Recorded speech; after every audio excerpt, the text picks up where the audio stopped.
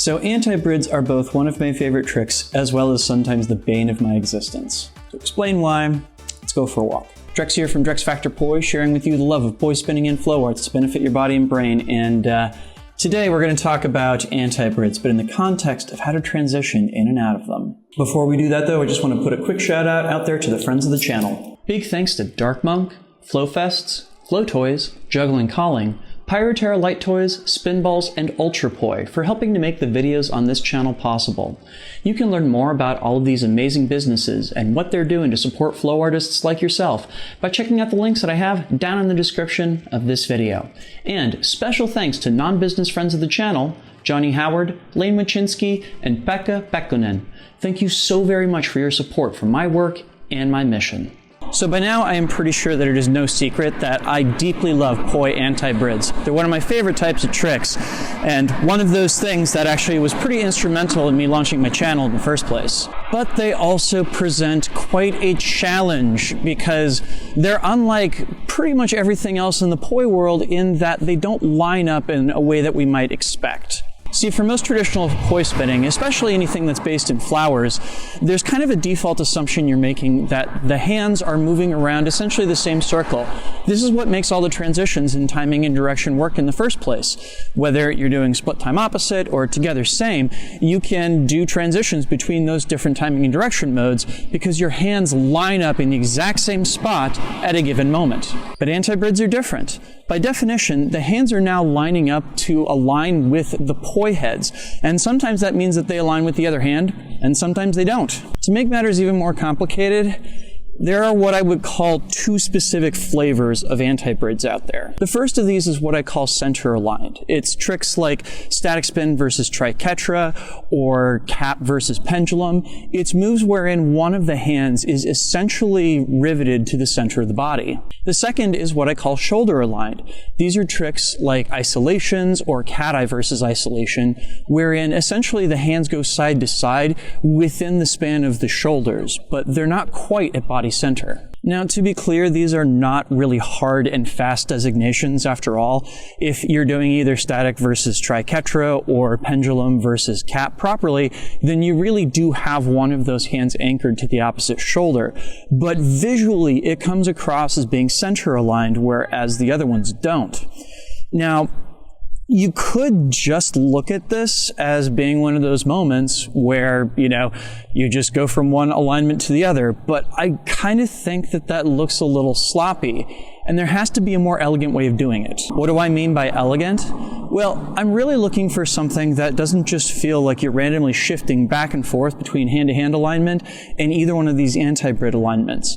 I'm looking for something that feels like it makes sense, like the movements that the hands in poi are doing are integrated into what the tricks are rather than just random decisions that are being made. I want to have moments that feel satisfying to the audience when you switch back and forth between these different hand alignments.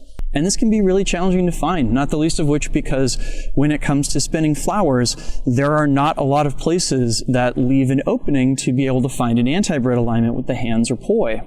And by the same token, getting back out can be a challenge too, because there are not that many places where the same alignment happens going from antibrids to traditional hand positions. But in general, I have found at least a couple examples that work for me that I do think look very elegant.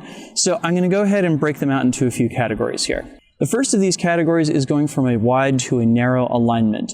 Usually I use an intermediary step that is somewhere in the neighborhood of either doing a crosser or a series of linear isolations to go from those wide set positions to having the hands in the proper alignment for antibrids.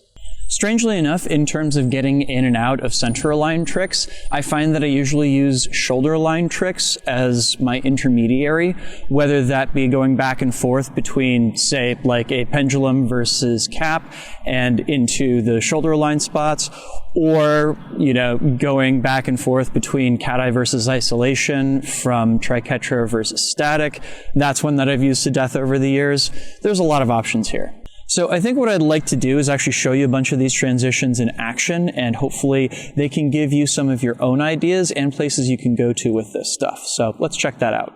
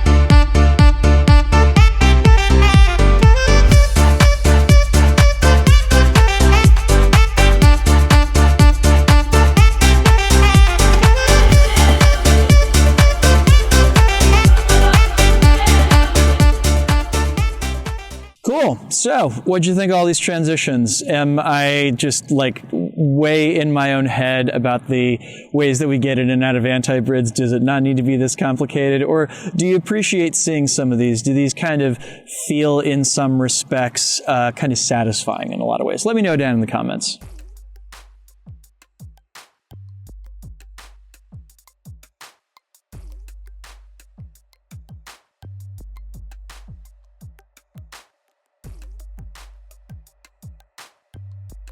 And if you got anything out of this video, please make sure to like, comment, share, and subscribe to keep the conversation going, and of course, to help other people find this video. This video would not be possible without the kind support of all of these wonderful people right here. These are my Flow patrons over on Patreon, and they, along with the people listed down in the description, help to make this video and all the videos on this channel possible. Do you like these videos that I produce? Do you like tutorials? Do you like flow videos? Do you like what comes next? I'm on a mission to try and bring flow arts and poi spinning to the wider world and help people connect with their brains and their bodies as creative individuals. So help me do it. Head on over to patreon.com/DrexFactorPoi and sign up. There you can get access to a whole host of rewards, and of course, a huge thank you goes out to everybody who signs up to that. Thank you so much, and I hope you like what you see. And with that, dear friends, I'm going to head back inside. Thanks for taking a walk with me. I will go ahead and leave links to a bunch of other tutorials that I have done on similar intermediate and advanced topics down in the description, as well as up on screen if you are watching this video on YouTube. Make sure to get outside and flow today, and I'll see you with a new video on Friday. Peace.